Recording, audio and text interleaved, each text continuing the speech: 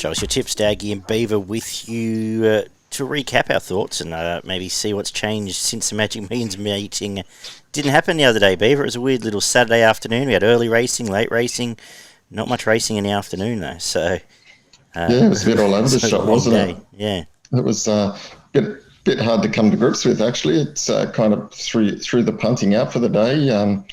But anyways, we push on and we have another look at the Gold Coast meeting.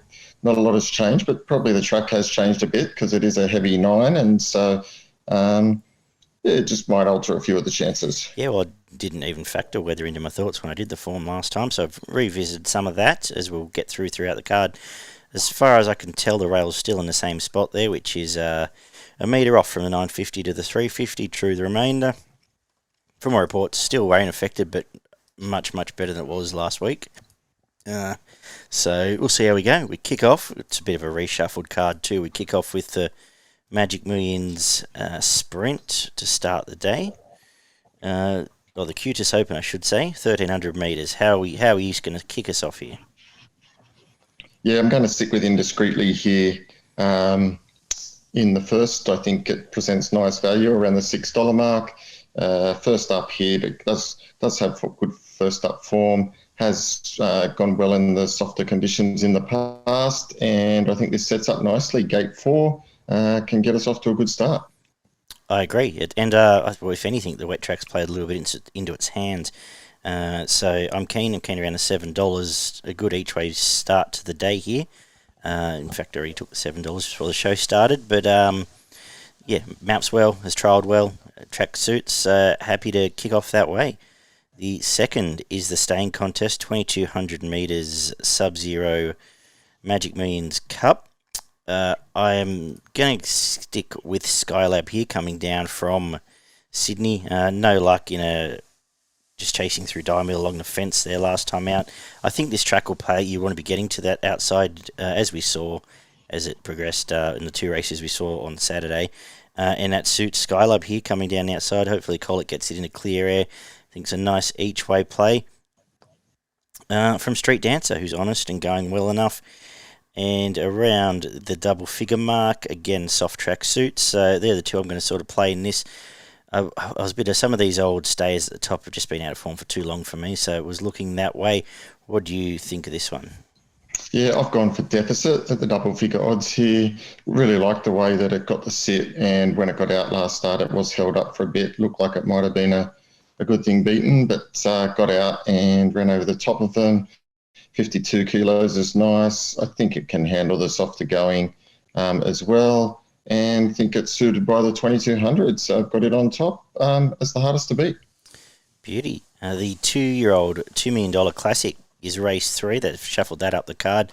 I'm hoping, well, hopefully they don't think the track's going to fall apart by race 8, but it's up next. Not a lot's changed here. We've seen Mashani Renegade come out, and obviously Steel City ran at Sydney. What were your thoughts on this? Yeah, really interesting race here, really open field. If you can find the winner here, you'll be pretty happy with the pricing. Look, I've stuck with Sovereign Fund from the Snowden stable. I think its first 2 starts and wins have been had a lot of merit.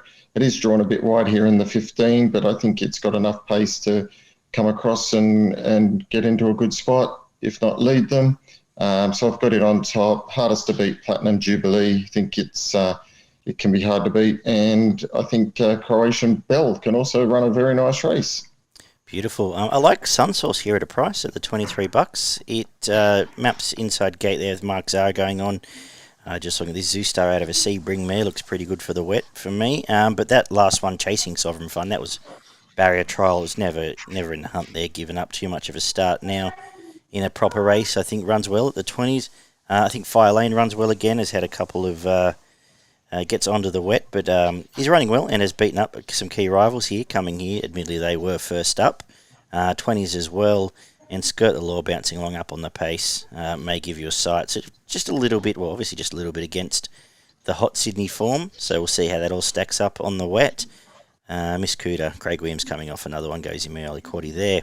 The third, the Magic Millions Guineas, $2 million, 1,425 metres, where I'm keen and on Hell I Am. A bit of a non-event, not the greatest of luck at Gosford coming through this against some key rivals, but now comes here, gets back onto a softer. It's won well in town twice in Sydney, and lovely run around the double figure marks, around the $10 mark, I think is a great bet here from Latakia, who has done well to date. Boat last race has had the track set up here last time out 10 days ago now, or 11 days ago now, but beat some older horses there, comes back. Tim Clark, who's flying, who rode, 3 or 4 winners today, flying at the moment, and around a $13 mark will give you a nice sight. You're keen for a little bit of value in this one, Beaver. What do you make of this? Yeah, look, plenty of value around in this race here, and probably close to the toughest race on the card, if not the toughest. I did like Russian Conquest the other day, but for Saturday, but I'm a bit worried now with the track being heavy. It's had 4 starts on the heavy before and hasn't run a drum, even though it has one on the soft. So slightly concerned about that, and that's probably won't go with Russian Conquest on that basis, which had me looking for something further down in the market. And I landed on Spiritualized. I thought Spiritualized would speed across here and lead. If it can run out the 1,400 metres here, it's going to give them something to chase. I do have a little bit of question mark over that, but under these conditions, I think it can run really well. And you're right, I think Hell I Am, third up now, can run well. Wasn't given much chance in the Gosford Guineas, and should handle the heavy conditions here, and drawn perfectly for this. So Spiritualised on top, saving on Hell I Am. Lovely. Yeah, excited about that race, because I think they're both great chances, and I agree with Spiritualised too as an next best. The Magic Millions Mares, 1,300 metres is up next, and sticking here with Bella Rouge, 10-day backup, has performed okay on the wet, but I like the fact it had the side out here 10 days ago, chasing Latika, who will get the form line through here, but $16, Mickey D going really well at the moment, and just makes a winnable race. I think the rain has perhaps even dampened, no pun intended, some of the key chances that I was looking at away from it. So I'm going to stick with it from Barossa Rosso, who goes well enough in the wet, did win well last time out, and does have a few of these numbers around a 750 mark. Main danger for me. Who do you like? Yeah, I've gone for Brooksby. I think he can run well. Does it want dry? Out of the track. Well, it's had 3 starts on the heavy before, and 1-1 and a placing, and 2 and 2 out of 5 starts from soft. So it has better form on the soft heavy going than what it does on good tracks. So that looks suitable to me. It has won 2 of its 4 second up starts, and the extra distance here of the 1,300 won't hurt it. Drawn in 8, I think there's a lot of ticks there. And I think there's a real knockout chance down in the market. Number 14, Terramides from the Lee stable. It's third up here. I know it's been racing in places like Wyong and Coffs Harbour, but it loves the softer conditions. It could be a knockout chance at long odds. Beauty. We get to the sprint race, Magic Millions Sprint over the 1,200 metres, where the rain has dampened my spirits on King of Sparta. What do you like here? Well, I was a bit the same as you. Certainly dampened my thoughts as well on King of Sparta. It's kind of had me a little bit worried. The horse that I did think coming into contention in now was Axe. Wow. It's got really good form in the soft, and I thought it would run well on the weekend prior. It's trialled well at Deegan since its placing in the Group 3 last start, which ran really well. I think it can run really well. And Shooting for Gold, third up, can put a bit of a line through last start. King of Sparta, I'm willing to forgive that. Third up now, set for this. Took the words out of my mouth there. That's annoying. Thought I'd found one there with Axe, but yeah, it goes well at the track and distance, real, and I love the way you don't get much past me, Daggy. I know, but you are, and I like Tim Clark going really well at the moment, so as reference. So great. From Snow Zone, who is wetsuits as well. Might be a good couple of days for the Australian Bloodstock boys, but yeah, same. Wet tracker, Drawn to swoop here, maybe a last hurrah. Is Tommy Berry riding tomorrow? I assume he is. Not Hasn't sure. any notifications. But I would have preferred King of Sparta back on the dry. This is the moral of that story. The Magic Means Syndicate is up next, 1,200 metres. I am sticking solid here with Scallopini. No issues with the soft. Like what it did last spring. I like the trials. I like Mark Zara. I like the fact it's going to get close to control of this race and goes on top around the $2.30. Main danger, the stablemate Contemptuous, going to bob along on pace up there again, gets through the soft okay. And one at a price again, Mobstar.